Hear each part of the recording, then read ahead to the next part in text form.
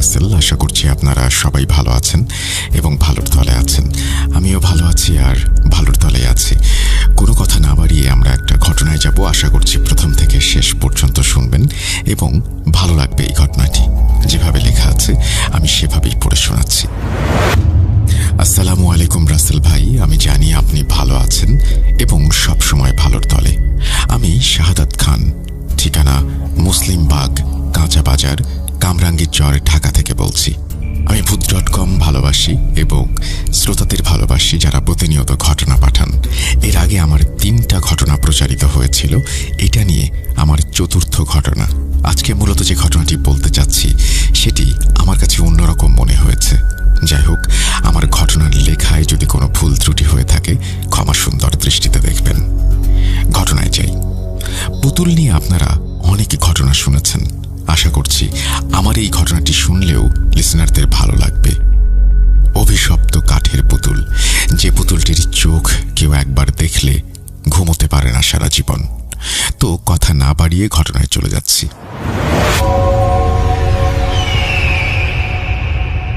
পুরনো জিনিসপত্রের প্রতি আমার একটা অদ্ভুত টান কাজ করে, বিশেষ করে সেই সব জিনিস যা সময়ের ধুলোয় চাপা পড়ে নিজের গল্পগুলো হারিয়ে ফেলেছে। আমার নাম অয়ন, পেশায় একজন ফ্রিল্যান্স ফটোগ্রাফার। কাজের সূত্রে আমাকে বিভিন্ন জায়গায় ঘুরতে হয়, আর অবসরে আমি খুঁজে বেড়াই পুরনো অ্যান্টিক শপ, ভাঙা জমিদার বাড়ি আর নিলাম ঘর। আমার সংগ্রহের তালিকায় রয়েছে মরচে পড়া তলোয়ার, পুরনো দিনের গ্রামোফোন আর নানান ধরনের অদ্ভুত সব জিনিস। তবে আমার সবচেয়ে প্রিয় সংগ্রহ হল পুতুল। বিভিন্ন দেশের বিভিন্ন সময়ের পুতুল জমানোর একটা নেশা আছে আমার। সেবার গিয়েছিলাম ময়মনসিংহের এক পুরনো জমিদার বাড়ি কভার করতে। কাজ শেষে ফেরার পথে হঠাৎ চোখে পড়ল একটা ছোট, প্রায় ভাঙাচোরা দোকান। দোকানের সাইনবোর্ডে লেখা পুরাকীর্তি সম্ভার। নামটা দেখেই পা দুটো দোকানের দিকে এগিয়ে গেল। ভেতরে ঢুকতেই নাকে এলো পুরনো কাঠ আর ধুলোর এক মিশ্র গন্ধ। দোকানটা ঠাসা পুরনো দিনের আসবাবপত্র, বাসনপত্র আর নানান টুকিটাকি জিনিসে। দোকানের মালিক ষাটোর্ধ্ব এক বৃদ্ধ, চশমার ফাঁক দিয়ে আমার দিকে তাকিয়ে একটু হাসলেন। আমি দোকানের ভেতরটা ঘুরে ঘুরে দেখছিলাম। হঠাৎ তাকের এক কোণায় চোখ আটকে গেল ধুলোর আস্তরণের নিচে রাখা একটা কাঠের পুতুল। পুতুলটা খুব সাধারণ, কিন্তু ওর চোখ দুটো কেমন যেন অস্বাভাবিক, গভীর কালো, স্থির আর জীবন্ত। মনে হচ্ছিল যেন আমার দিকেই তাকিয়ে আছে। পুতুলটার পরনে একটা লাল রঙের ফ্রক, যা সময়ের সাথে সাথে মলিন হয়ে গেছে। চুলগুলো চটপাকানো আর মুখের এক পাশে একটা হালকা আঁচড়ের দাগ। আমি বৃদ্ধকে পুতুলটার কথা জিজ্ঞেস করতেই তার মুখটা হাসিতে কেমন যেন মিলিয়ে গেল। তিনি একটু ইতস্তত করে বললেন, স্যার, ওটা না নেয়াই ভালো, ওটা একটা অভিশপ্ত পুতুল। আমি হেসে বললাম, অভিশপ্ত? কেন, কি হয়েছে এই পুতুলের? বৃদ্ধ একটু সময় নিলেন, তারপর একটা লম্বা শ্বাস ফেলে বলতে শুরু করলেন, এই পুতুলটা প্রায় 50 বছর ধরে আমার কাছে আছে। মনে হচ্ছিল ও যেন আমার বিছানার পাশেই দাঁড়িয়ে আছে আর আমার দিকে এক দৃষ্টিতে তাকিয়ে আছে। রাত যত বাড়তে লাগ, তুই এর চোখের দিকে তাকিয়ে থাক। রনি কিছুক্ষণ পুতুলের চোখের দিকে তাকিয়ে রইল, তারপর বলল, কি আছে এর চোখে? দুটো কালো কাচের গুলি ছাড়া আর কিছুই তো দেখছি না। আজ রাতটা তুই আমার বাসায় থাক, তাহলেই বুঝতে পারবি। রনি রাজি হয়ে গেল। রাতে আমরা একসাথে খাবার খেলাম। তারপর ঘুমোতে যাওয়ার আগে আমি রনিকে বললাম, শোকেসের দিকে খেয়াল রাখিস। রনি আমার কথা শুনে হাসল। আমরা দুজনেই ঘুমোতে গেলাম, কিন্তু আমার চোখে ঘুম আসছিল না। আমি সারা রাত জেগে রইলাম। রনিও কিছুক্ষণ এপাশ ওপাশ করে ঘুমিয়ে পড়ল। রাত তখন প্রায় 2টো। হঠাৎ রনির চিৎকারে আমার তন্দ্রা ভেঙে গেল। আমি দেখলাম রনি বিছানার উপর বসে আছে আর ভয়ে কাঁপছে। তার চোখ দুটো বড় বড় হয়ে গেছে। আমি জিজ্ঞাসা করলাম, কি হয়েছে রনি? রনি কাঁপতে কাঁপতে শোকেসের দিকে আঙুল দিয়ে দেখিয়ে বলল, ওই পুতুলটা। আমি শোকেসের দিকে তাকিয়ে দেখলাম মৃণালিনী তার জায়গা পরিবর্তন করেছে। সে এখন শোকেসের মাঝখানে দাঁড়িয়ে আর তার মুখটা আমাদের দিকে ফেরানো। রনি ভয়ার্ত গলায় বলল, আমি আমি দেখলাম ওটা নিজে নিজে হাঁটছে। আমি রনিকে শান্ত করার চেষ্টা করলাম, কিন্তু আমার নিজেরই ভয়ে গলা শুকিয়ে আসছিল। আমি বুঝতে পারলাম এই পুতুলটা আর এক মুহূর্ত এই বাসায় রাখা যাবে না। পরদিন সকালে আমি আর রনি মিলে সিদ্ধান্ত নিলাম পুতুলটাকে যেখান থেকে নিয়ে এসেছি সেখানেই ফেরত দিয়ে আসবো। আমরা দুজনেই গাড়ি নিয়ে ময়মনসিংহের উদ্দেশ্যে রওনা দিলাম। গাড়ির স্টিয়ারিংয়ে হাত রেখে আমি বসে আছি। আমার পুরো শরীর যেন অবশ হয়ে আসছে। পাশে বসা রনিও চুপচাপ ফ্যাকাশে মুখে বাইরের দিকে তাকিয়ে আছে। ভোরের আলোয় ঢাকা ময়মনসিংহ হাইওয়ে ধরে আমাদের গাড়ি ছুটে চলছে, কিন্তু আমাদের দুজনের মনের ভেতরটা রাতের চেয়েও অন্ধকার। রাতের ওই ভয়ঙ্কর দৃশ্যটা কিছুতেই মন থেকে মুছে ফেলতে পারছি না। মৃণালিনী ওই কাঠের পুতুলটা এই গাড়ির পেছনের সিটে একটা কাপড়ের ব্যাগে মোড়ানো অবস্থায় আছে, কিন্তু বারবার মনে হচ্ছে ওটা কাপড়ের ভেতর থেকেও আমাদের দেখছে। ওর ওই শীতল প্রাণহীন চোখ দুটো যেন আমাদের অনুসরণ করছে। গাড়ি চালাতে চালাতে আমি আমাদের মানসিক শান্তিও কেড়ে নিয়েছে। আমার মনে হচ্ছিল প্রতিটা মুহূর্ত কেউ যেন আমাদের ঘাড়, আমাদের গন্তব্য সেই অভিশপ্ত রামরতন চৌধুরীর জমিদার বাড়ি। গাড়ির ভেতরটা কেমন যেন আরো ঠান্ডা, আরো ভয়ের মনে হচ্ছিল। পেছনের সিটে রাখা ব্যাগটার দিকে তাকাতে আর সাহস হচ্ছিল না আমাদের। আমার মনে হচ্ছিল মৃণালিনী যেন আমাদের সব পরিকল্পনা শুনে ফেলছে এবং সে তার পুরনো বাড়িতে ফিরে যাওয়ার জন্য প্রস্তুতি নিচ্ছে। কিন্তু তার এই ফিরে যাওয়াটা যে আমাদের জন্য কতটা ভয়ঙ্কর হতে চলেছে তা আমরা তখনও কল্পনা করতে পারিনি। গ্রামের কাঁচা রাস্তা ধরে গাড়িটা যখন জমিদার বাড়ির সামনে এসে দাঁড়ালো তখন বিকেল প্রায় 4টা। সূর্য পশ্চিম আকাশে ঢলে পড়েছে। বিশাল একটা ভাঙাচোরা গেট, তার দুই পাশে দুটো সিংহ মূর্তি, যার একটা মাথা ভাঙা। গেট পেরিয়ে ভেতরে ঢুকতেই একটা স্যাঁতস্যাঁতে গা ছমছমে অনুভূতি হলো। চারিদিকে বড় বড় গাছপালা আর আগাছার জঙ্গল। তার মাঝখানে দাঁড়িয়ে আছে বিশাল এক ধ্বংসস্তূপ, যা এক সময় ছিল প্রতাপশালী এক জমিদার বাড়ি। দেয়ালের পলেস্তারা খসে পড়েছে, ইট বেরিয়ে গেছে, দরজা জানালাগুলো ভাঙা, যেন বাড়ির কঙ্কালটা দাঁড়িয়ে আছে। আমরা গাড়ি থেকে নামলাম। রনি আমার হাতটা শক্ত করে ধরল। ওর হাতটা ঠান্ডা বরফের মতো। আমি ওর দিকে তাকিয়ে সাহস দেওয়ার চেষ্টা করলাম, কিন্তু আমার নিজের গলাই শুকিয়ে আসছিল। আমি কাপড়ের ব্যাগটা হাতে নিলাম। পুতুলটা আগের চেয়েও ভারী মনে হচ্ছিল। আমরা সাবধানে বাড়ির মূল ফটকের দিকে এগোলাম। চারিদিকে এক অদ্ভুত নিস্তব্ধতা। কোনো পাখির ডাক নেই, কোনো শব্দ নেই, শুধু আমাদের পায়ের নিচে শুকনো পাতার মর্মর শব্দটা সেই নিস্তব্ধতাকে আরো ভয়ঙ্কর করে তুলছিল। বাড়ির ভেতরে ঢোকার সাথে সাথেই একটা ঠান্ডা বাতাস আমাদের শরীরে কাঁপুনি ধরিয়ে দিল। ভেতরটা বাইরের চেয়েও অন্ধকার। ছাদ থেকে মাকড়সার জাল মেঝেতে জমে আছে পুরো ধুলোর আস্তরণ। আমরা টর্চের আলো ফেলে এগোতে লাগলাম। আমাদের লক্ষ্য সেই গোপন কুঠুরিটা খুঁজে বের করা। বৃদ্ধের বর্ণনা অনুযায়ী কুঠুরিটা থাকার কথা বাড়ির একেবারে শেষ প্রান্তে, একটা পুরনো পুজোর ঘরের পাশে। আমরা ভাঙা করিডোর, ধসে পড়া সিঁড়ি আর অন্ধকার পেরিয়ে এগিয়ে চললাম। প্রতিটা পদক্ষেপে মনে হচ্ছিল কেউ যেন আমাদের অনুসরণ করছে। দেয়ালের অন্ধকার কোণাগুলো থেকে কারা যেন আমাদের দেখছে। মাঝে মাঝে মনে হচ্ছিল কোনো বাচ্চার ফিসফিসানির শব্দ বা হালকা হাসির আওয়াজ আসছে কানে, কিন্তু পেছনে ফিরতেই কিছু দেখতে পাচ্ছিলাম না। অবশেষে পূজার ঘরটার সামনে এসে পৌঁছালাম। তার পাশে একটা ছোট, প্রায় অদৃশ্য হয়ে যাওয়া দরজা। দরজায় কোনো তালা নেই, কিন্তু বহু বছর বন্ধ থাকায় এটা একেবারে আটকে গেছে। আমরা দুজন সর্বশক্তি দিয়ে দরজাটাতে ধাক্কা দিলাম। একটা বিকট ক্যাঁচ ক্যাঁচ শব্দ করে দরজাটা সামান্য ফাঁক হলো। সেই ফাঁক দিয়ে একটা ভ্যাপসা পচা গন্ধ বেরিয়ে এলো, যা আমাদের নাকে ধাক্কা মারলো। আমরা আরো জোরে ধাক্কা দিতেই দরজাটা পুরোপুরি খুলে গেল। টর্চের আলো ফেলতেই আমরা ভেতরের দৃশ্যটা দেখলাম। এটা একটা ছোট ঘর। ঘরের এক কোণায় একটা পুরনো কাঠের সিন্দুক, আর তার পাশে একটা ছোট খাট। খাটের ওপর একটা জীর্ণ বিছানা পাতা, আর ঘরের ঠিক মাঝখানে মেঝেতে চক দিয়ে একটা বৃত্ত আঁকা। বৃত্ত বলেছিলেন এই কুঠুরিতে মৃণালিনীকে তার পুতুল সহ রাখা হয়েছিল। আমাদের কাজ হলো পুতুলটাকে এই ঘরের ভেতরে রেখে আসা। আমি কাঁপা কাঁপা হাতে ব্যাগ থেকে পুতুলটা বের করলাম। টর্চের আলোয় ওর চোখ দুটো দপ করে জ্বলে উঠল। আমার মনে হলো ও যেন হাসছে। আমি সাবধানে এগিয়ে পুতুলটাকে সেই চক দিয়ে আঁকা বৃত্তটার ঠিক মাঝখানে রেখে দিলাম। কাজটা শেষ হতে আমার মনে হলো আমার বুকের ওপর থেকে বিশাল একটা পাথর নেমে গেল। আর এক মুহূর্ত দেরি না করে ঘর থেকে বেরিয়ে আসার জন্য ঘুরলাম। ঠিক তখনই একটা বিকট শব্দে কুঠুরির দরজাটা বন্ধ হয়ে গেল। আমরা দুজনেই চমকে উঠে দরজার দিকে দৌড়াতে গেলাম, কিন্তু দরজাটা খুলছে না। মনে হচ্ছে কেউ যেন বাইরে থেকে ওটাকে আটকে দিয়েছে। আমরা পাগলের মতো দরজায় ধাক্কা দিতে লাগলাম, চিৎকার করতে লাগলাম, কোনো লাভ হলো না। হঠাৎ করেই ঘরের ভেতরে তাপমাত্রা দ্রুত কমতে শুরু করলো। আমাদের নিঃশ্বাস থেকে ধোঁয়া বেরোচ্ছে, টর্চের আলোটা দপদপ করে কাঁপতে শুরু করেছে।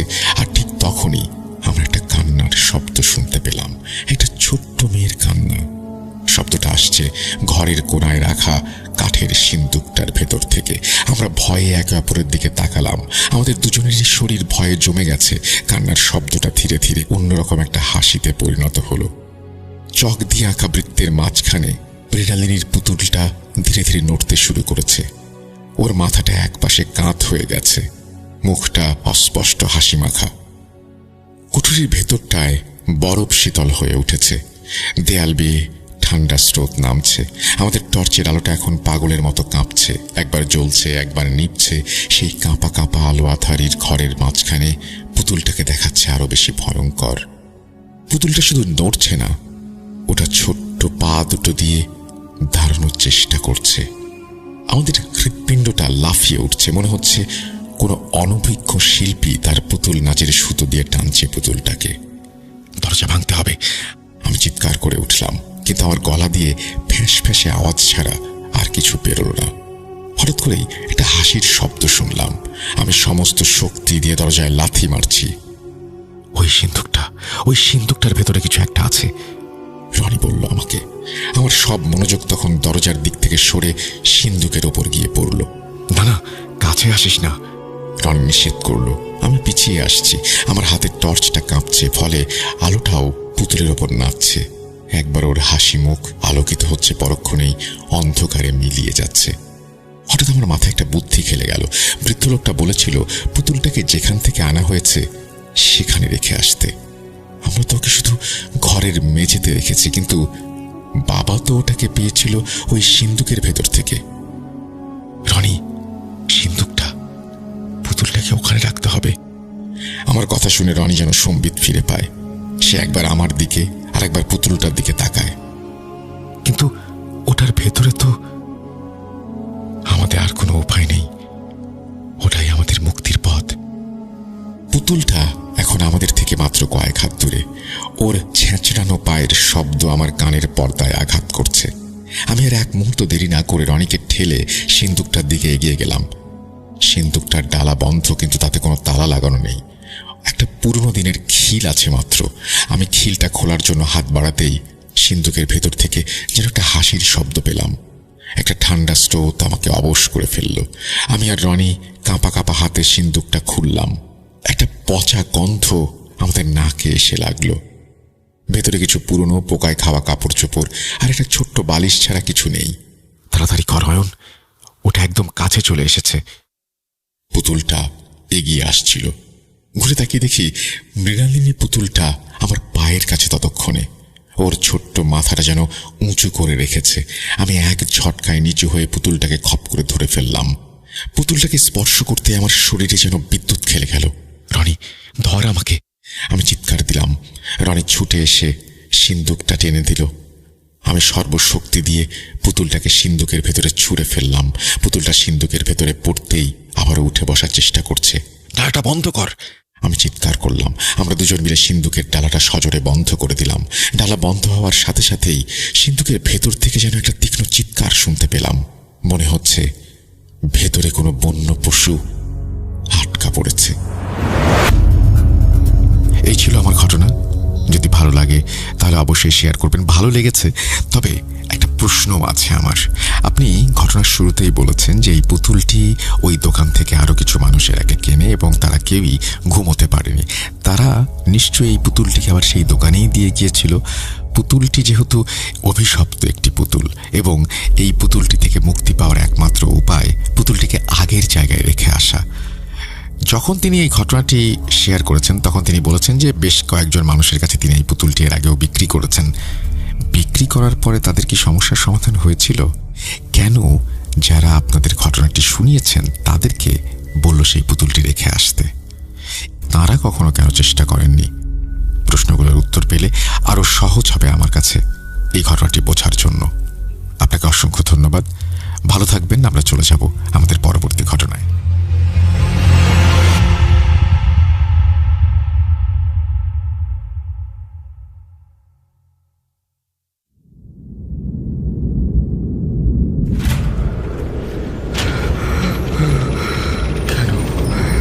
কেন তুমি আসো?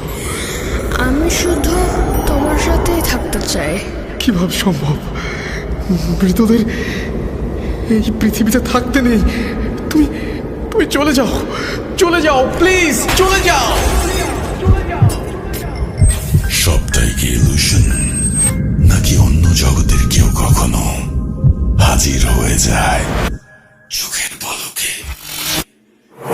ভূত.com with রাসেল। Welcome back. আপনাদের সবাইকে স্বাগত জানাচ্ছি। আমি রাসেল। আশা করছি আপনারা সবাই ভালো আছেন, ভালোর দলে আছেন। আমিও ভালো আছি আর ভালোর দলে আছি। আজকে যে ঘটনাটি শোনাবো সেই ঘটনাটি জুনায়েদ রহমান নামে একজন ভদ্রলোকের, এবং এই ঘটনাটি সংগ্রহ করেছেন সাবিত আলম। আপনাকে অনেক ধন্যবাদ সাবিত আলম এই ঘটনাটি সংগ্রহ করার জন্য। জুনায়েদ রহমান যেভাবে কথা বলেছেন বা যেভাবে ঘটনাটি বলেছেন সেভাবে এই ঘটনাটি আপনাদের শোনানো হবে। আমি যেভাবে লেখা আছে সেভাবেই পড়ে শোনাচ্ছি।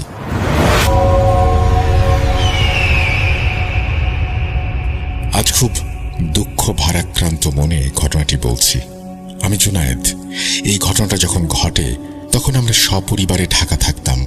আমাদের পরিবারে উপার্জন করার মতো মানুষ ছিলেন মাত্র একজন, অথচ আমরা সদস্য ছিলাম 6 জন। বাবার অতি সাধারণ মুদি দোকান ছিল। এইটুকু শুনেই আপনারা নিশ্চয়ই আমাদের তৎকালীন পারিবারিক অবস্থা বেশ ভালোভাবে আঁচ করতে পারছেন। আমরা 2 ভাই আর 2 বোন। নিজেদের পড়াশোনার সম্পূর্ণ দায়িত্ব নিজেরাই নিয়েছিলাম। যখন থেকে আমাদের ভালো মন্দ বোঝার মতো বয়স হলো তখন থেকেই আমরা টিউশনি করানো শুরু করলাম। শুধু এইটুকুই নয়, আমাদের পড়াশোনার খরচ এবং নিজেদের ব্যক্তিগত খরচও আমরা নিজেরাই বহন করতাম।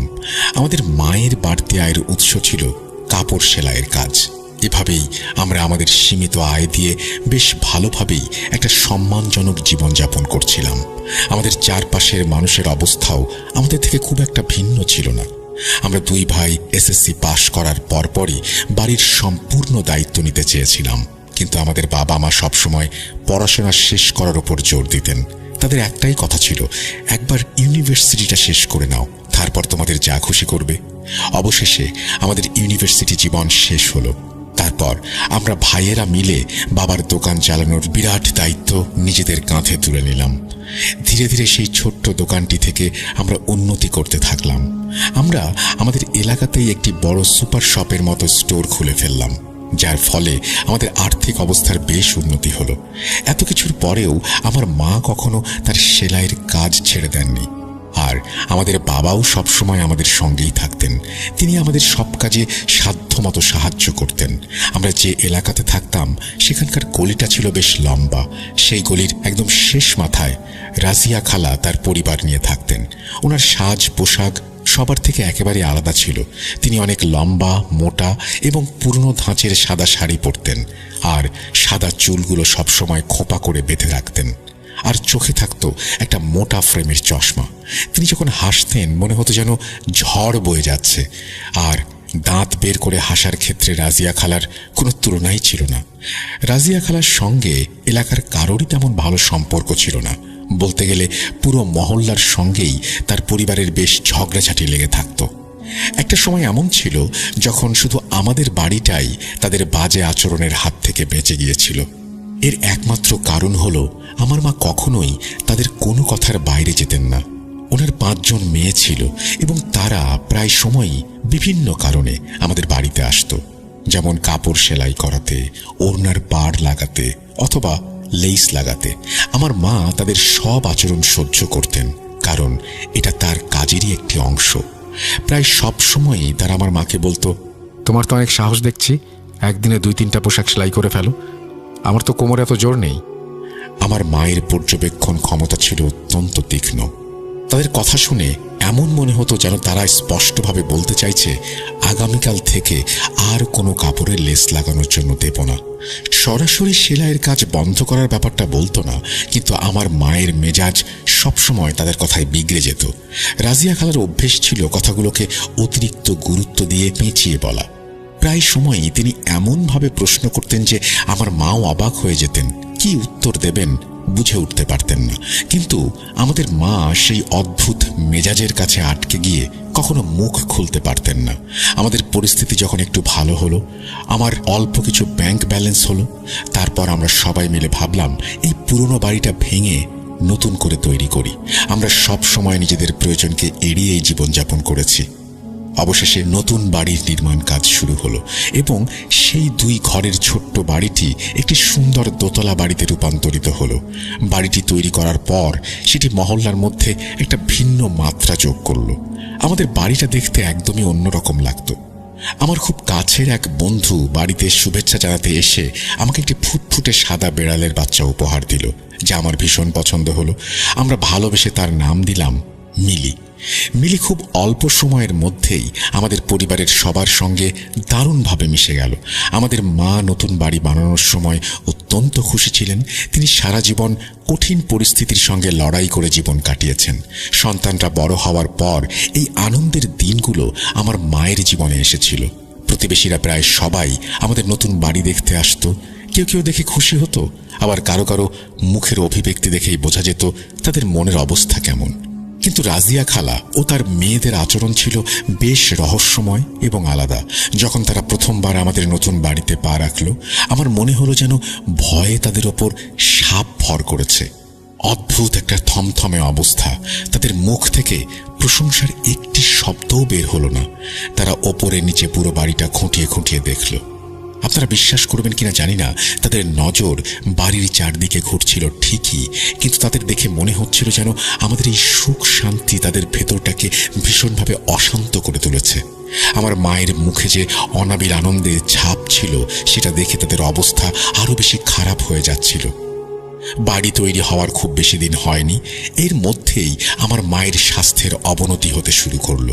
আগে যিনি সেলাইয়ের কাজ করতে গিয়ে কখনো ক্লান্ত হতেন না, এখন তিনি সামান্য কাজ করলেই ক্লান্তির অভিযোগ করেন। আমরা আমার মাকে বারবার বলতাম, আপনি এখন সেলাইয়ের কাজে হাত দেবেন না, কিন্তু তিনি একদমই বসে থাকতে পছন্দ করতেন না।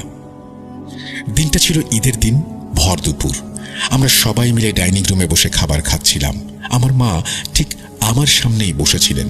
খাবার খেতে খেতে হঠাৎ আমার মায়ের চোখ দুটি ধীরে ধীরে বন্ধ হয়ে আসতে লাগলো এবং তিনি একদিকে সম্পূর্ণ ঢলে পড়লেন। আমরা কিছুই বুঝতে পারলাম না। তৎক্ষণাৎ আমার মায়ের মুখে পানি ছিটালাম, ওনার হাত পা মালিশ করতে লাগলাম। তারপর বেশ কিছুক্ষণ পর তিনি স্বাভাবিক হলেন। জ্ঞান ফেরার পর মা খুব দুর্বল অনুভব করছিলেন। মিলি, যে কিনা আমার মায়ের খুব কাছের ছিল, সে মায়ের অবস্থা দেখে সঙ্গে সঙ্গে বুঝে ফেলল আর বারবার মায়ের কাছে ছুটে যাচ্ছিল।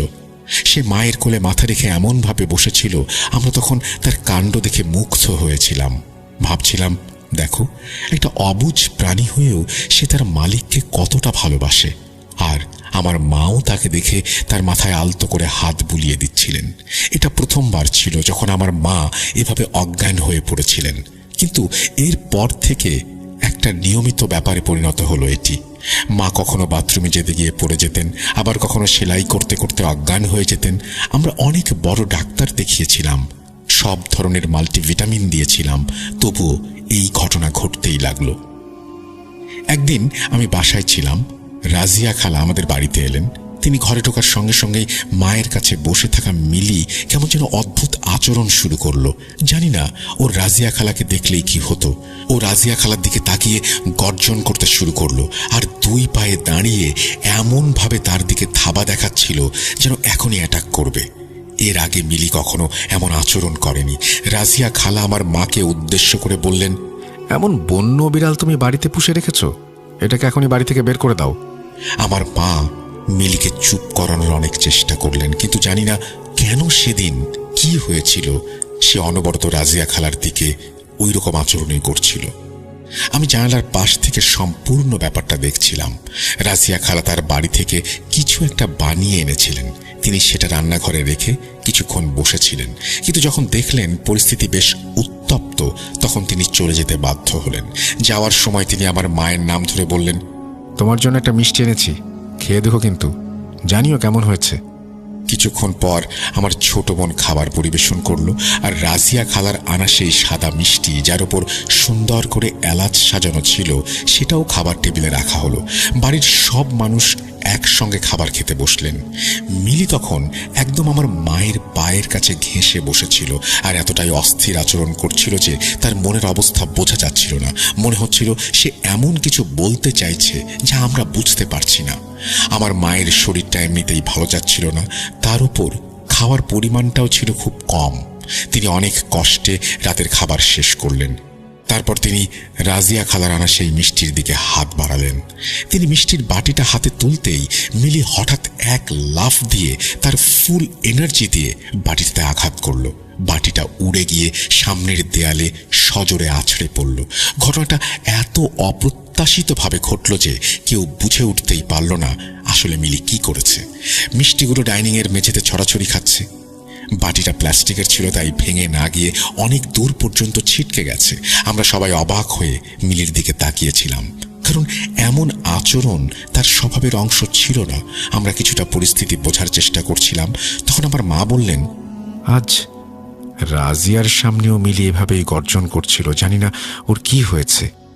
আমি মিলিকে কোলে নিতে চাইলাম, কিন্তু ও কোনোভাবেই নিয়ন্ত্রণে আসছিল না। যতক্ষণ না আমার বোন মেঝেটা ভালোভাবে পরিষ্কার করলো, মিলি সেখানেই ঠাঁয়ে দাঁড়িয়ে রইল। বোনকে মেঝে পরিষ্কার করতে দেখে মিলিও তীক্ষ্ণ চোখে সেদিকে তাকিয়েছিল। তারপর যখন তার মন শান্ত হলো, তখন সে আবার আগের মতো স্বাভাবিক হয়ে গেল। মিলি এক অবলা প্রাণী, তাই তার এই পরিবর্তিত আচরণ আমরা ঠিক বুঝতে পারলাম না। আমরা একেবারে হতভম্ব হয়ে নিজের ঘরে ঢুকে পড়েছিলাম। যাই হোক, ওই দিন রাত প্রায় 11টা বাজে। রাজিয়া খালা আবার আমাদের বাড়িতে ফিরে এলেন। আমি আমার মাকে চুপি চুপি বললাম, আপনি বলবেন না যে মিলি মিষ্টি ফেলে দিয়েছে, বলবেন যে আপনি খেয়ে ফেলেছেন।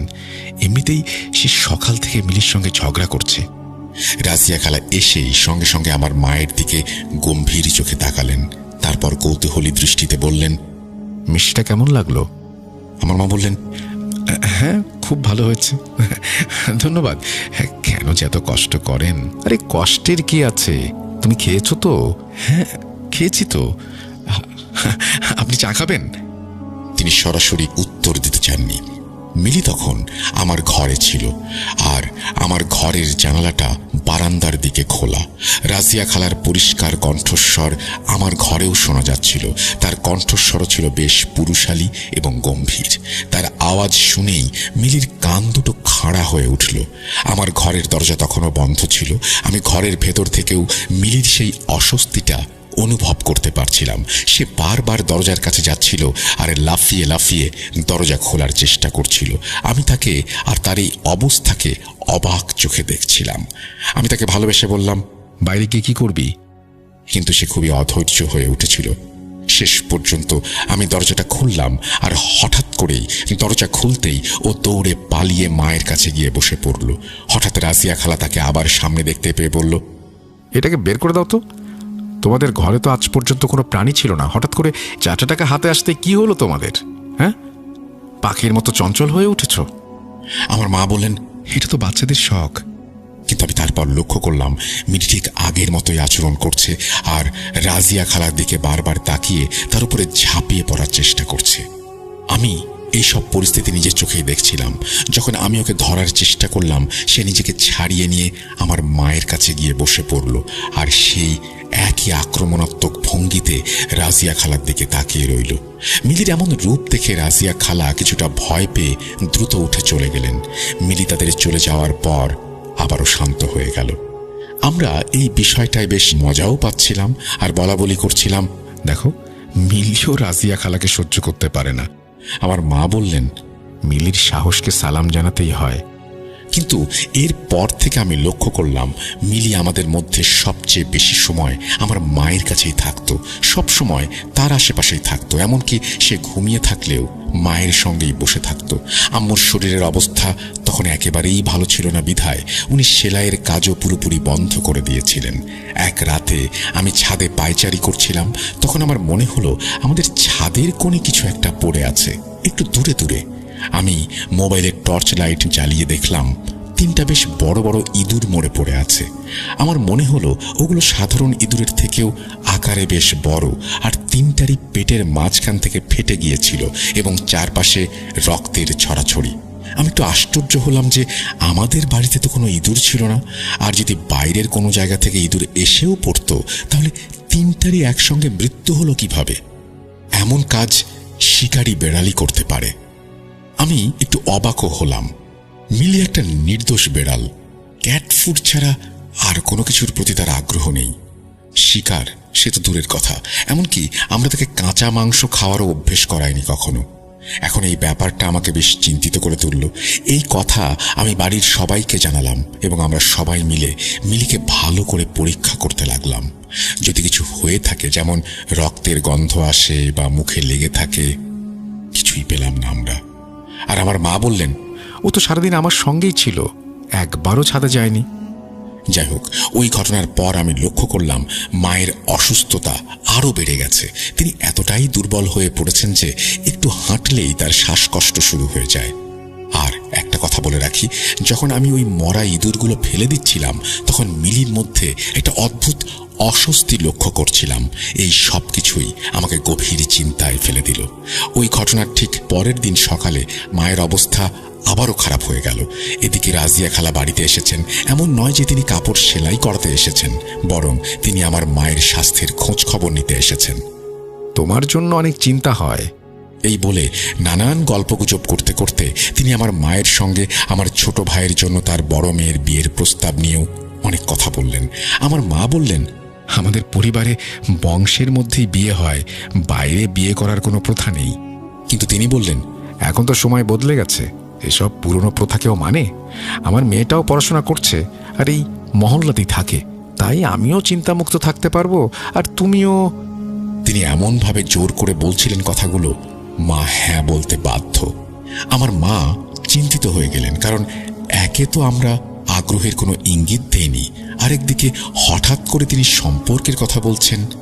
মা তখন বাবাকে ব্যাপারটা জানালেন। ওনার কথা শুনে আমরা দুই ভাই তো চমকে গেলাম। এ কি ধরনের কথা? বাবাও তখন স্পষ্টভাবে না করে দিলেন। তখন আমরা বুঝতে পারলাম ওরা উদ্দেশ্যহীনভাবে আমাদের বাড়িতে আনাগোনা করছে না। যেই সময় আমাদের বাড়িতে এই আলোচনা চলছিল, ঠিক সেই সময় দরজায় বেল বেজে উঠল। দরজা খুলে দেখি রাজিয়া খালা স্বয়ং আমাদের বাড়িতে এসে হাজির। বাবা পুরোপুরি প্রস্তুত হয়ে বসেছিলেন, যদিও ওরা কিছু আবার বলে সঙ্গে সঙ্গেই তিনি ঝগড়া লাগিয়ে দেবেন। কিন্তু নিজের হাতে কিছু একটা বানিয়ে আমাদের বাড়িতে নিয়ে এসেছেন তিনি। মিলি তাকে দেখেই এমন ভয়ঙ্কর অবস্থার সৃষ্টি করল, বিশ্বাসই করা যায় না। তিনি আমাদের বাড়িতে ঢুকতেই আমি একবার তার দিকে তাকালাম। পরক্ষণেই আমার চোখ মিলির দিকে গেল। মিলি যেন বলে উঠল, এবার আসো, তোমাকে দেখাচ্ছি। বাটিটা তখন তার হাতেই ছিল। মিলি হঠাৎ করে ওনার হাতে থাকা বাটির উপরে ঝাঁপিয়ে পড়ল। বাটিটা ওনার হাত থেকে ছিটকে গেল, আর তিনি নিজেও ভীষণ আতঙ্কিত হয়ে গেলেন। মিলি তার হাতের কবজিতে কামড় বসিয়ে দিল দাঁত দিয়ে। আমরা সবাই সেখানে দাঁড়িয়েছিলাম, মিলিকে ছাড়ানোর আপ্রাণ চেষ্টা করছিলাম, কিন্তু মিলির অবস্থা তখন এমন ছিল যে তাকে সামলানো প্রায় অসম্ভব। তখন সত্যি সে একটা বন্য পশুর মতো আচরণ করছিল। মিলি খুবই হিংস্র আচরণ করছিল, আর আমাদের হাতেও কিছু করার ছিল না। রাজিয়া খালা তখন চিৎকার করছিলেন, আর মিলি সম্পর্কে যা যা বলছিলেন সেটা এখানে উল্লেখ করা শোভনীয় হবে না। অনেক কষ্টে আমরা দুই ভাই মিলে মিলিকে সামলাতে পেরেছিলাম এবং তাকে ধরে ঘরে নিয়ে গিয়েছিলাম। কিন্তু যাওয়ার সময়ও সে নিজেকে ছাড়ানোর চেষ্টা করছিল এবং তার দৃষ্টি ছিল রাজিয়া খালার দিকে। রাজিয়া খালা মুখে যা আসছিল তাই বলছিলেন, আর ওনার আনা মিষ্টি তখন মেঝেতে পড়ে গিয়েছিল। ওনার কোনো ভয় ছিল না যে মিলি তার উপরে আবার আক্রমণ করতে পারে, বরং উনি ওনার মিষ্টির জন্য আফসোস করছিলেন। আমাদের অবশ্য কোনো আফসোস ছিল না, কারণ ওনারা যে কতটা বাজে স্বাদের রান্না করত সেটা আমাদের বাড়ির সবাই জানে। মা ছাড়া ওদের খাবারে কেউ হাতও দিত না। আর রাজিয়া খালা চিৎকার করে বলছিলেন তিনি কত পরিশ্রম করে বিশেষ করে আমার মায়ের জন্য মিষ্টি বানিয়েছেন, আর আমার মায়ের ভাগ্যেই জুটল না। আমার মা অসহায়ের মতো তাকিয়েছিলেন। আমি তাড়াতাড়ি এগিয়ে গিয়ে বাটিটা তার হাত থেকে নিলাম আর বললাম, আপনি এতটা দুশ্চিন্তা করবেন না, আর আপনার কিছু রান্না করে আনার দরকার নেই। আমার কথা শুনে মায়ের মুখ তখন দেখার মতো হয়েছিল, ঠিক যেন আপনার কোনো খুব পরিশ্রমের পরিকল্পনায় কেউ ঠান্ডা পানি ঢেলে দিয়েছে। তখন আমি তাকে চলে যেতে বলছিলাম, কিন্তু আমাদের সবার মায়ের প্রতি এত আদর যত্ন তার একদমই ভালো লাগছিল না। আমার ছোট ভাই তো মাকে স্পষ্ট করেই বলল যে এবার এলে ওনাকে সাফ মানা করে দেবেন, উনি যেন এই বাড়ির চৌকাঠও না পার হয়। আমিও দেখছিলাম আমরা যখন থেকে এই বাড়িতে নতুন করে কাজ শুরু করেছি তিনি বাড়াবাড়ি রকমের মেহমানদারি করছেন। বড় অদ্ভুত ধরনের মানুষ ছিলেন তারা। সেলাইয়ের কাজের সূত্রের সম্পর্কটা ঠিকঠাক ছিল, কিন্তু যেদিন থেকে আমরা নতুন বাড়ি বানিয়েছি ওনাদের মুখের ভাবটা পুরোপুরি বদলে গেছে, যা আমরা এক মুহূর্তের জন্য ভুলতে পারিনি। এতটা বোকা তো আমরা না, বুঝতে পারি কোনটা তোষামোদ, কোনটা হিংসা, কোনটা ভালোবাসা। একমাত্র আমার মা মুরব্বী হিসেবে তাদের সম্মান দিয়ে কথা বলতেন। আর যেদিন থেকে এই নতুন বাড়ি হয়েছে আমার মায়ের অবস্থা এমন হয়েছে যে তিনি ঠিকমতো নতুন বাড়ির আনন্দটাও উপভোগ করতে পারেননি। সেই ঘটনার ঠিক পরের দিন সকালে আমি বাড়ি থেকে বেরোনোর জন্য গেটের কাছে গেলাম, আর দেখি গেটের ভেতরের দিকে বেশ খানিকটা মাংস পড়ে আছে, এমনভাবে যেন কেউ বাইরে থেকে গেটের ওপর দিয়ে ভেতরে ফেলেছে। আমি চমকে গেলাম এবং হঠাৎ করে আমার সবকিছু মনে পড়ে গেল। আমি সঙ্গে সঙ্গে সেই মাংসটা তুলে নিলাম। আমার বোন দেখেই বলল, এটা নিশ্চয়ই মিলিকে মারার জন্য কেউ দিয়েছে। আমি তার দিকে তাকালাম, মাংসটার রং ধীরে ধীরে নীলাভ হতে শুরু করেছে। আমি যা আন্দাজ করলাম আমার বোনও ঠিক তেমনটাই আঁচ করেছিল, মানে তখন শত্রুতা একটা নিরীহ পশুর সাথে। রাজিয়া খালার ওপর আমাদের রাগ তখন চরমে, আর এই কাজ অন্য কেউ যে করতেই পারে না তাও আমরা বুঝেছিলাম। আমরা তখনই সেই বিষাক্ত মাংসটা তুলে ফেলে দিলাম। তখন আমরা বুঝতে পারছিলাম না এদের হাত থেকে কিভাবে বাঁচব। সেদিন সন্ধ্যায় আবার রাজিয়া খালা আমাদের বাড়িতে এলেন। আমার বোন মাথায় ওড়না দিয়ে বাইরে বেরিয়ে বলল, খালা, আমরা তখন বাইরে যাচ্ছি, আপনি বরং পরে একটু আসুন। তিনি বললেন, তোমাদের বিড়ালের বাচ্চাটা এখন কেমন আছে? ওর রাগ কমেছে? আমার বোন তাকে কোনো মতে একটা দায় সারা জবাব দিল। এই ঘটনার পর আমরা পুরোপুরি নিশ্চিত হয়েছিলাম যে এই কাজ তারই। আমার মা সবসময় আমাদের থামিয়ে দিতেন, না হলে আমার মন চাইছিল সরাসরি তাদের সঙ্গে গিয়ে কথা বলি। আমি তখন দোকানে যাচ্ছিলাম, হঠাৎ আমার বোনের ফোন এলো। সে বলল, আপনি পড়ে গেছেন। আমি তৎক্ষণাৎ বাড়ির দিকে ছুটলাম। আমার মায়ের ওজনও বেশ বেড়ে গিয়েছিল, তাই তাকে ওঠানো খুব কষ্ট ছিল। আমরা বুঝলাম যে মার পা ভেঙে গিয়েছে। আমার বোন বললেন, ওনার মনে হয় কেউ পেছন থেকে মাকে ধাক্কা দিয়েছে। আমার মা খুবই ধর্মপ্রাণ এবং পরহেজগার মানুষ ছিলেন, যার দোয়ার জোরেই হয়তো আমরা সেই যাত্রায় বেঁচে গেলাম। আমার মায়ের ঘরেই আমরা ছিলাম, তখন হঠাৎ করে এমন আওয়াজ আসতে শুরু করলো যেন কোনো জিনিস কোথাও আটকে গেছে। আমি বাইরের লাউঞ্জে গিয়ে দেখলাম মিলি করিডোরের কাছে ছটফট করছে, আর ওর ওপর একটা রক্তমাখা কাপড় এসে পড়ে আছে, যার সাথে বাজেভাবে সে জড়িয়ে আছে। সেই রক্তটা ছিল একদম তাজা। আমাদের দুজনের ভয়ে মুখ ফ্যাকাশে হয়ে গেল। ওই কাপড়টা এতটাই বড় ছিল যে মিলি নিজে থেকে তা থেকে বের হতে পারছিল না। আমরা দুজন মিলে ওকে ধরে কাপড় থেকে উদ্ধার করলাম। ওই সময় ও ভীষণ ভয় পেয়েছিল, ওর ভেতরে আতঙ্ক কাজ করছিল, আর বারবার নিজের মুখ ঢেকে রাখছিল, যেন কোনো আসন্ন বিপদ থেকে নিজেকে বাঁচানোর চেষ্টা করছে। আমরা কিছুই বুঝতে পারছিলাম না কি হচ্ছে। তখন আমার বাবা বললেন, দেখো, এখন এই কাপড়টা এভাবে ফেলে দিও না, আগে এটা কোনো আলেমকে দেখাও। আমরা তো বাড়িতে এভাবে সবকিছু ফেলে দিচ্ছি, কিন্তু জানি না এর পেছনে কোন উদ্দেশ্য লুকিয়ে আছে। আল্লাহর অশেষ রহমতে আমরা সেই কাপড়টা একজন আলেমকে দেখিয়েছিলাম। তখন জানা গেল যে আমাদের মায়ের ওপরে কঠিন জাদু করা হয়েছে। আসলে মায়ের দোয়া আর তার নামাজের কারণেই তিনি বেঁচে গিয়েছিলেন। সেই আলেম সাহেব আরও বললেন, আপনাদের বেড়ালটা খুবই বিশ্বস্ত এবং এর খুব যত্ন নেবেন। এটা আপনাদের বাড়িতে আসা সমস্ত সমস্যাগুলো নিজের ওপর নেবে, কিন্তু আপনার মাকে কিছুই হতে দেবে না। পুরো বাড়িকেই আসলে জাদু দিয়ে বন্দি করা হয়েছে। তারপর থেকে রাজিয়া খালা আসতেন, আমরা বাইরে থেকে ওনাকে ফিরিয়ে দিতাম। এখন ওনার চেহারা দেখলে আমাদের ভয় হয়। আমার মায়ের অনেক যত্ন নিতাম আমরা। যিনি মাত্র 1 বছর আগেও বাড়ির সব কাজ সামলাতেন, নিজের হাতে পরিশ্রম করে হালাল উপার্জন করতেন, 1 বছরের ব্যবধানে হাঁটা চলাও তার জন্য কষ্টকর হয়ে গিয়েছিল। তিনি বারবার পড়ে যেতেন নানান জায়গায়, আর সবসময় বলতেন যে ওনার এমন মনে হয় কেউ যেন পেছন থেকে ওনাকে ধাক্কা দিয়ে ফেলে দিচ্ছে। মিলি তখনও মায়ের সঙ্গেই থাকতো। মিলি আমার মায়ের কাছে থাকতে খুব শান্তি পেত। আমার মায়ের জন্য প্রতিনিয়ত দোয়া করতাম আমরা, সদকা দিতাম। তবুও আমার মায়ের অবস্থা যেমন ছিল তেমনই রয়ে গেল। একই মহল্লায় একই জায়গায় বসবাস করি, যেখানেই যাই চোখের সামনে শত্রুই পড়ে, যে ভেতর থেকে গোপনে আঘাত করে চলেছে। তখন আর কি বা করার ছিল আমাদের? আমাদের একমাত্র চেষ্টা ছিল যত দ্রুত সম্ভব এই বাড়িটা ছেড়ে অন্য কোথাও চলে যাওয়া। আমাদের মায়ের জীবন আমাদের কাছে অত্যন্ত প্রিয় ছিল, তাই আমরা ঠিক করেছিলাম এই বাড়ি দ্রুত ছেড়ে দেব। কারণ আমি নিজে আমার জীবনে এমন অনেক ঘটনা দেখেছি যেখানে মানুষ সঠিক সময়ে সঠিক সিদ্ধান্ত নিতে পারে না বলেই শত্রু সুযোগ নেয়। আমরা নতুন বাড়ি খুঁজলাম। আল্লাহর অশেষ রহমতে আমরা একটা বাড়িও পেয়ে গেলাম। সেই বাড়িটা আমরা ভাড়া নিয়ে নিলাম। যেদিন আমাদের বাড়ি পরিবর্তনের কথা, সেদিন সকাল থেকে মিলিকে কোথাও খুঁজে পাওয়া যাচ্ছিল না।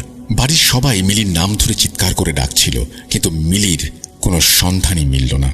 তারপর হঠাৎ আমার নজর মায়ের বিছানা নিচে গেল, আর দেখলাম মিলি সেখানেই মৃত অবস্থায় পড়ে আছে। আমরা সবাই সেদিন এতটাই কেঁদেছিলাম যে মায়ের কাছে সে এতটাই প্রিয় ছিল যে মায়ের ওপর যে বিপদটা এসেছিল সেটা সে নিজের ওপর নিয়েছিল। আর দেখুন, মৃত্যু পর্যন্ত সে তার প্রিয় মায়ের কাছেই ছিল। এরপর আমরা সেই বাড়িটা বদলে ফেললাম, কিন্তু আজও আমি মিলিকে ভুলতে পারিনি। আল্লাহ যেন মিলিকে ভালো রাখেন, দোয়া করবেন। ঘটনাটা একটা ফিয়ার ফ্যাক্টরে পিছিয়ে থাকবে, কিন্তু একবার ভাবুন, যদি মিলি না থাকতো এই ফ্যাক্টটা কোথায় গিয়ে ঠেকতো। যাই হোক, আমার কাছে মনে হয় যে ঘটনাটি পাঠিয়েছেন যিনি, তিনি অনেক যত্ন করেই লিখেছেন। থ্যাংক ইউ সো মাচ সাবিত আলম, আপনার এই ঘটনাটি সংগ্রহ করে নিয়ে আসার জন্য। আপনার কারণেই আমরা এরকম একটা ঘটনা পেলাম আমাদের হাতে। আপনাকে অসংখ্য ধন্যবাদ। আমরা চলে যাব আমাদের পরবর্তী ঘটনায়।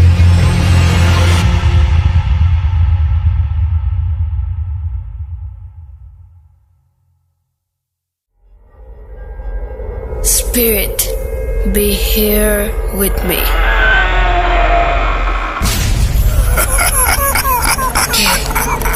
কে তুমি?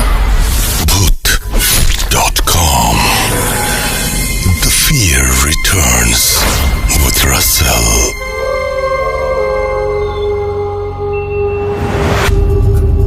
আরও একবার আপনাদের সবাইকে স্বাগত জানাচ্ছি। আমি রাসেল। আশা করছি আপনারা সবাই ভালো আছেন, ভালোর দলে আছেন। আপনারা নিশ্চয়ই RJ Russell Bhoot.com ইউটিউব চ্যানেলটির সাথে পরিচিত। যারা এখনো পর্যন্ত শুনছেন কিন্তু সাবস্ক্রাইব করেননি বা বেল আইকনটি ক্লিক করেননি, তাদেরকে অনুরোধ করব সাবস্ক্রাইব করুন এবং বেল আইকনটিতে ক্লিক করুন। আর আরেকটা কথা, সেটা হচ্ছে যে যারা আমাদের এই শোটা কপি করে বিভিন্ন জায়গায় চালাচ্ছে, তাদের কাছে যাবেন না, তাদের শো শুনবেন না, তাদেরকে নিরুৎসাহিত করুন। আমরা চলে যাব আমাদের পরবর্তী ঘটনায়।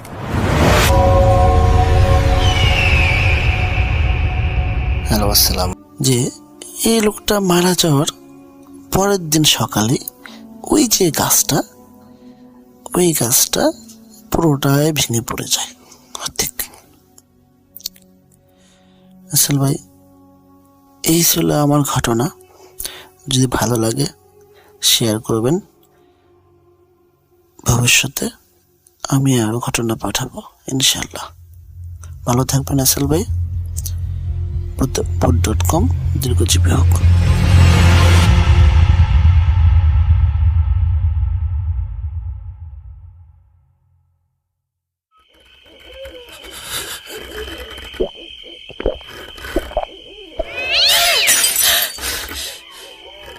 আজ আবার শুনতে পাচ্ছেন শব্দটা? আমার আয়নার ভেতরে রোজ এভাবেই আসে।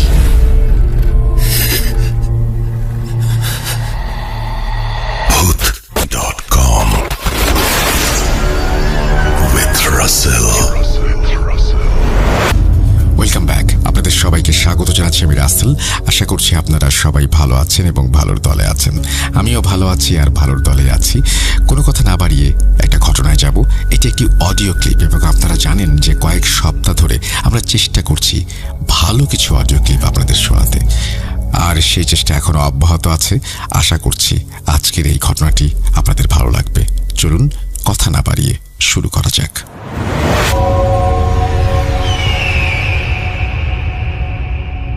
আসসালামু আলাইকুম। একে ছেড়ে যাবো না, আর আমি তো রেগুলার আসি না, আমি আসি অনেকদিন পর পর। এই অঞ্চলে যখন আসে তখন সিলেক্ট হয়ে থাকে, খুশি হব এবং চেষ্টা করবো ভবিষ্যতে আরো ঘটনা কালেক্ট করে শেয়ার করার জন্য Bhoot.com এর সাথে। সবাই ভালো থাকবেন, খোদা হাফেজ।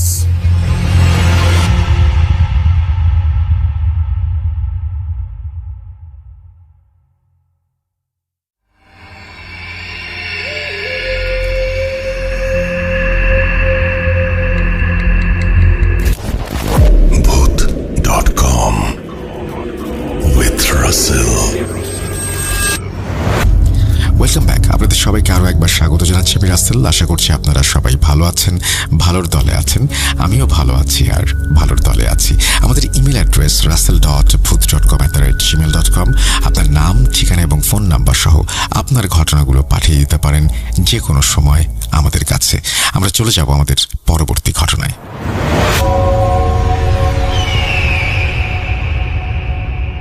আসসালামু আলাইকুম। যদি এই ঘটনা সিলেক্ট হয় তাহলে অবশ্যই আমার কাছে মারাত্মক লেভেলের ঘটনা আছে, চমৎকার ঘটনা আছে, যেগুলো আমার প্রথমে বলছিলাম আমার আরেকটা ফ্রেন্ড আছে, ওই ফ্রেন্ডের মা 7 থেকে 8টা জিন পালে, অনেক বড় বড় জিন, যারা অনেক বাদশা, জিনের বাদশা তো আপনারা চিনেন, বাদশা জিন থাকে।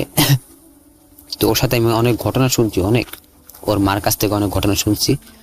তো ইনশাআল্লাহ যদি এই ঘটনা সিলেক্টেড হয় তাহলে আমি অবশ্যই ওই ঘটনাগুলা বলার চেষ্টা করব, ইনশাআল্লাহ বলার চেষ্টা করব। তো আশা করি সকলে ভালো থাকবেন। আল্লাহ হাফিজ। Welcome back. আপনাদের সবাইকে স্বাগত জানাচ্ছি আমি রাসেল। আশা করছি আপনারা সবাই ভালো আছেন, ভালোর দলে আছেন। আমিও ভালো আছি আর ভালোর দলে আছি। বিদায় নিতে হবে আমাদের। আপনারা সবাই এতক্ষণ পর্যন্ত যে ধৈর্য নিয়ে আমাদের এপিসোডটি শুনলেন সেজন্য আপনাদের সবাইকে অসংখ্য ধন্যবাদ। যদি একটি ঘটনাও ভালো লাগে তাহলে আমাদের এই এপিসোডটি শেয়ার করুন আপনার বন্ধুর সাথে। যদি চান আপনার ফেসবুক থেকে আমাদের লিঙ্কটি অর্থাৎ ইউটিউব লিঙ্কটি শেয়ার করতে পারেন, তাতে আরও বেশি মানুষ জানবে আমাদের সম্পর্কে। যারা এখনো পর্যন্ত আমাদের চ্যানেলটি সাবস্ক্রাইব করেননি, অনুগ্রহ করে সাবস্ক্রাইব করে নেবেন, কারণ প্রতিদিনই কিছু না কিছু থাকে। আপনাদের নোটিফিকেশন পাওয়াটা অনেক বেশি জরুরি। আমরা আজকের মতো বিদায় নিচ্ছি। ভালো থাকুন, সুস্থ থাকুন, মোস্ট ইম্পর্টেন্টলি ভূত.com-এর সাথে থাকুন। আল্লাহ হাফেজ।